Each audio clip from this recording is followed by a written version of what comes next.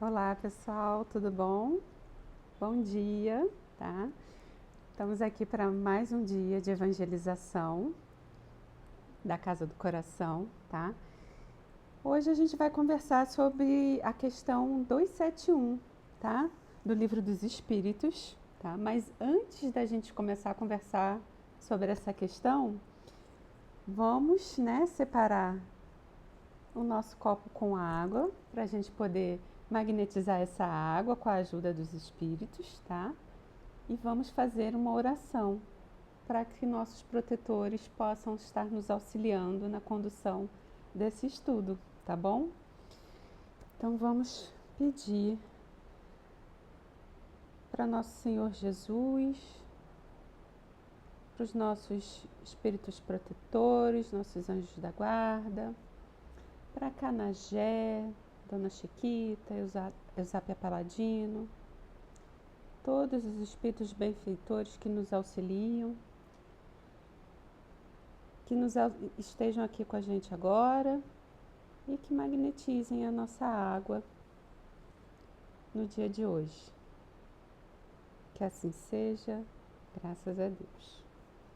Então vamos lá. Vamos dar continuidade hoje ainda naquela parte do capítulo 6, tá? A segunda parte do capítulo 6, onde é falado sobre escolha de provas, tá? Essa questão 271 e a 272 também, ela fala sobre isso, tá? Sobre a escolha de provas.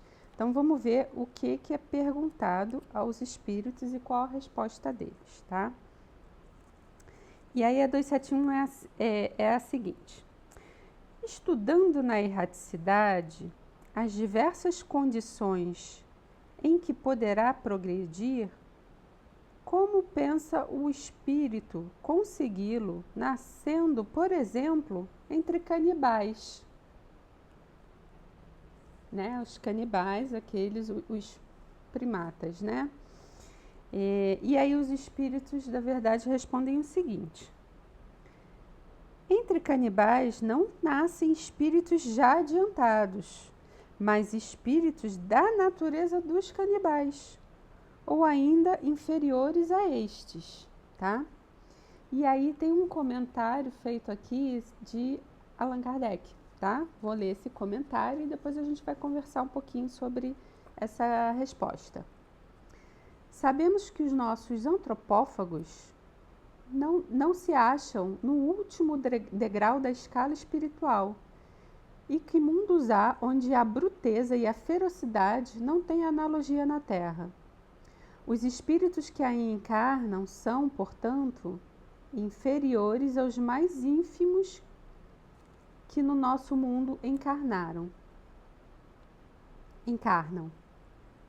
Para eles, pois, nascer entre os nossos selvagens representa um progresso, como o progresso seria para os antropófagos, no caso os primatas, né, os canibais terrenos, exercerem entre nós uma profissão que os obrigasse a fazer correr sangue.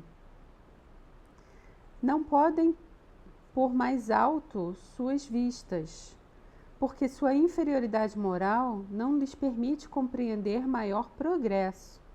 O espírito só gradativamente avança. Não lhe é dado transpor de um salto a distância que da civilização separa a barbárie, e é esta uma das razões que nos mostram ser necessária a reencarnação, que verdadeiramente corresponde à justiça de Deus. De outro modo, que seria desses milhões de criaturas que todos os dias morrem na maior degradação, se não tivessem meios de alcançar a superioridade? Porque os privaria Deus dos favores concedidos aos outros homens. Então, vamos lá. O que ele quer dizer sobre isso? Um espírito muito evoluído, ele não estaria encarnando entre os canibais, porque ele já é muito evoluído, não teria uma função para ele aqui. Os canibais não iam conseguir compreender ele, eles ainda não iam estar maduros o suficiente, tá? pode sim, um pouquinho mais evoluído para guiá-los, né? Mas o que eles explicam aqui? Os espíritos evoluídos, logicamente, eles poderiam estar ali no mundo espiritual auxiliando com boas energias na evolução desses canibais, tá? Desses primatas, digamos assim. E cada ser tem a sua evolução. E aí os espíritos falam também que existem outros orbes, outros planetas, em que existe um mundo ainda mais primitivo do que o que os canibais vivem aqui na Terra, tá? Em determinado momento, eles poderiam vir para o meio desses canibais e aí, nesse momento, isso seria uma evolução para eles, né?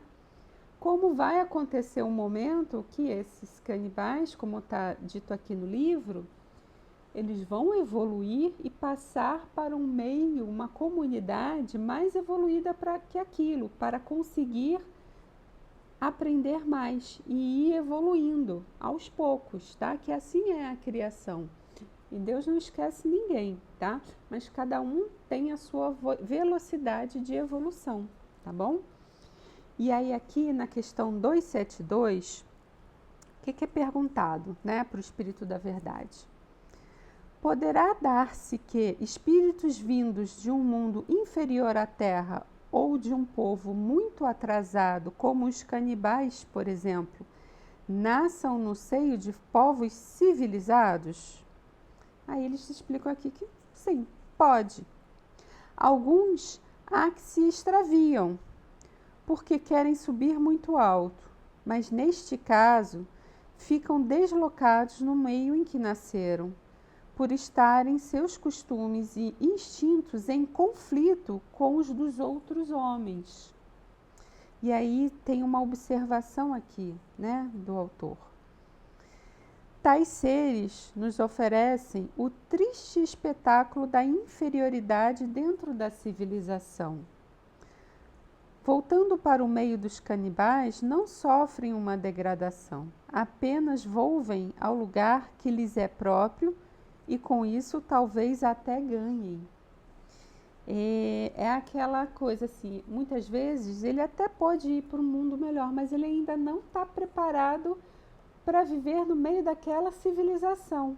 Tem uma diferença muito grande de costumes, de pensamento, de energia, de hábitos, entendeu?